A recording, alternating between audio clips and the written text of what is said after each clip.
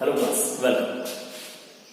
आज हम स्टार्ट करने जा रहे हैं अपने क्लास 9 के chapter third atoms and molecule.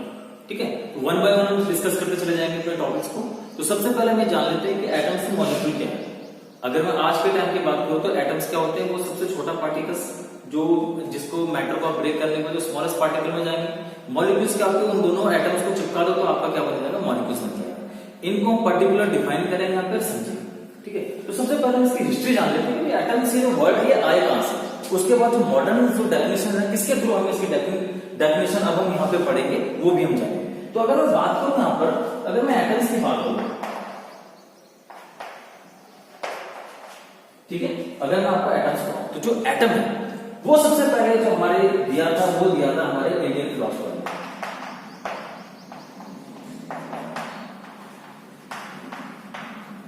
ये दोनों इंडियन फिलोसफर थे। पहले मैं अगर बात करूं तो बात करते हैं महर्षि कनद। कौन थे?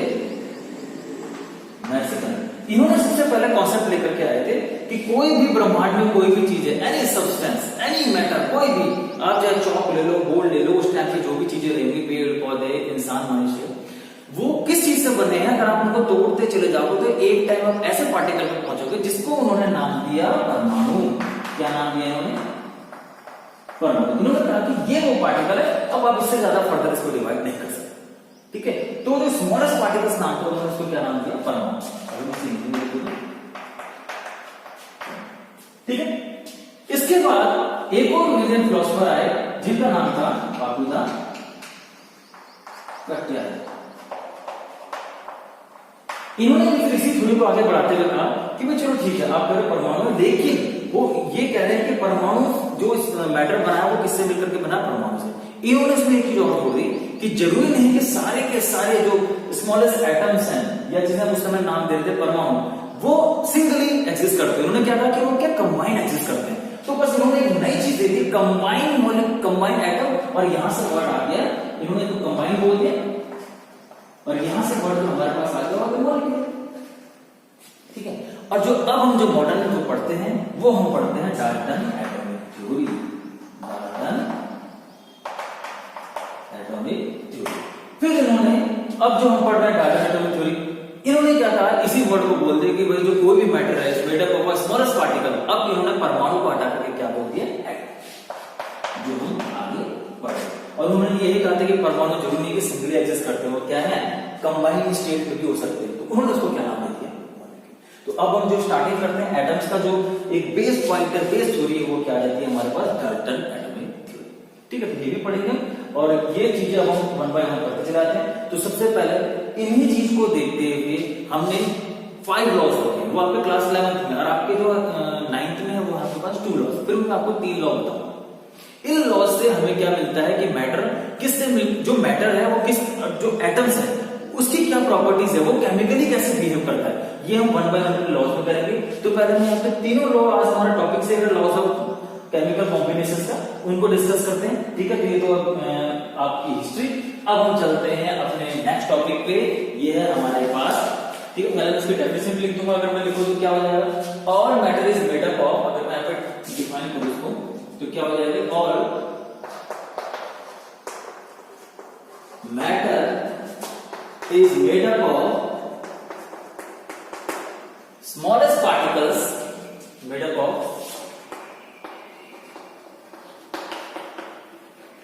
smallest particle, क्या करता हूं ना, एटम और मॉलिक्यूल। अगर मैं इसको डिफाइन करूं यहाँ पर वन लाइन में, तो एटम और मॉलिक्यूल दोनों को मैंने कंबाइन फॉर्म में कर दिया। अब मैं कह रहा हूं कि जो मैटर बना होता है वो एटम से भी हो सकता है, मॉलिक्यूल से।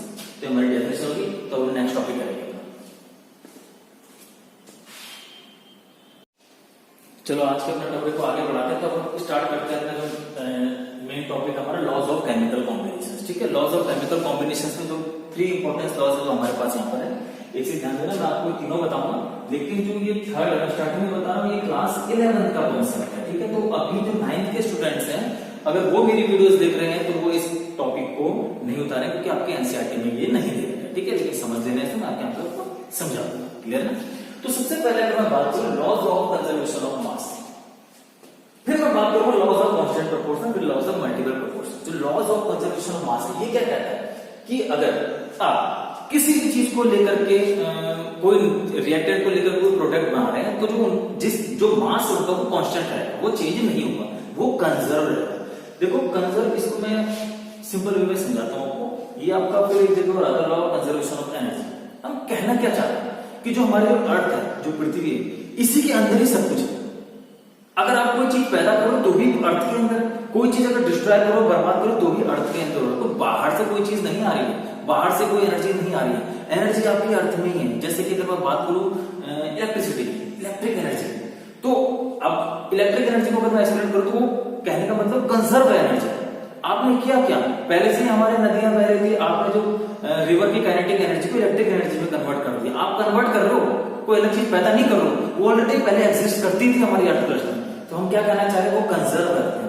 तो यहाँ पे भी हम यही कहते हैं कि जो मास है रिएक्टेंट का, अब आप उससे प्रोडक्ट बना रहे हो तो जितना मास आपके पास रिएक्टेंट में था वही मास आपके प्रोडक्ट में भी रहेगा। ये एक्सपेरिमेंटली भी इन्होंने बताया था, ठीक है। तो वन बाय वन मैं आपको बता देता हूँ कि कहना क्या चाह रहे हैं, समझ तो गए होंगे आप। कंजर्वेशन ऑफ मास, जो मास होता है रिएक्टेंट प्रोडक्ट क्या होता है, कंजर्व रहता है। तो मैं अगर मैं उसको मैथमेटिकली बताऊं कि हमारे पास जो इंपॉर्टेंस है मैथमेटिकली है, ठीक है।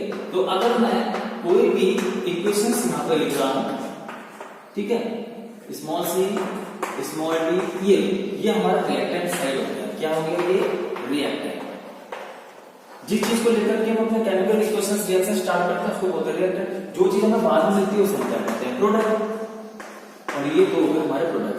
तो according to this law of conservation of mass, मैं पहले मैथमेटिकली बता रहा हूं, बाद में आपको थ्योरेटिकली लिख दूंगा यहाँ पे। तो इन्होंने क्या कहा था कि अगर आप इनको देखोगे तो ये हमेशा क्या होंगे, इक्वल होंगे। जितना आपने रिएक्टेंट लिया है उतना ही आपको क्या मिल जाएगा, प्रोडक्ट। क्लियर हुआ पहला कॉन्सेप्ट। मैं इसको थ्योरेटिकली भी लिख रहा हूं, पहले आपको बता देता हूं, उसके बाद में यहाँ पर इसको नोट डाउन कर लूंगा, आप लोग नोटबुक में नोट करें। जो लॉ ऑफ कांस्टेंट प्रोपोर्शन है, ये क्या कहता है कि अगर आप कंपाउंड बनाते हो, ठीक है, किसी दो एलिमेंट्स को लेकर के कोई कंपाउंड बन रहा है, क्लियर, ये दो एटम जोड़ करके कोई चीज नई चीज बन रही है, तो जो सपोज करो मैं वाटर ले रहा हूं H2, तो आप कहीं से भी वाटर मॉलिक्यूल उठा लो, चाहे आप इंडिया के इस कोने से उठाओ, चाहे अमेरिका के दूसरे कोने से उठाओ, वो जो आपका जो वाटर का जो कांस्टेंट जो मिला है आपको प्रोपोर्शन, वो आपको मिला है H2O। किस तरीके से मिला आपको, आपने क्या देखा यहाँ पे कि दो मॉलिक्यूल हाइड्रोजन के, एक मॉलिक्यूल ऑक्सीजन का, तो कहीं से भी जो वाटर का फॉर्मूला बनेगा वो यही बनेगा, दो मॉलिक्यूल हाइड्रोजन, दो मॉलिक्यूल ऑक्सीजन। सॉल्ट की बात करता हूं तो अगर एक मॉलिक्यूल Na का है, दूसरा Cl का है, एक एटम Na का, दूसरा Cl का, दो NaCl ही बनेंगे। ऐसे नहीं कि उसके Na2Cl आपको दूसरी जगह मिल रहा है, नहीं। जब भी कंबाइन होकर वाटर मिलेगा तो आपको ये मिलेगा। तो बाई मास अगर मैं बात करूं 2:1 और रेशियो अगर इसका कितना हो जाएगा, 16 होता है, ठीक है। अगर आप इसे काटोगे तो क्या होता है, 1:8 बाई मास या बाई, यही आपको वाटर का हर जगह फॉर्मूला यही मिलेगा। चाहे आप उसको लैब में बना लो, चाहे किसी नदी से उठा करके देख लो, या खुद बनाओ लैब में, तो 1:8 यही बनेगा। इसीलिए कहते हैं इसे laws of constant proportion. Third जो हमारे पास है ये है laws of multiple proportions. Multiple proportion में क्या है, अगर कोई दो कंपाउंड मिल करके एक से ज्यादा कंपाउंड बनाते हैं, दो एलिमेंट मिलकर के एक से ज्यादा कंपाउंड बनाते हैं, तब आप किसी एक के मास को फिक्स कर दो तो जो दूसरे का मास है ऑटोमेटिकली किस में आ जाएगा, इंटीग्रल होल नंबर में आ जाएगा, 1:2, 3, 4 इस तरीके से। तो ये था हमारा लॉज ऑफ मल्टीपल प्रोपोर्शन, दो से ज्यादा, ये दो। क्लियर है। तो अब हम इसको थ्योरेटिकली लिख लेते हैं, उसके बाद मैं न्यूमेरिकल्स करके दिखाऊंगा आपको। क्लियर है।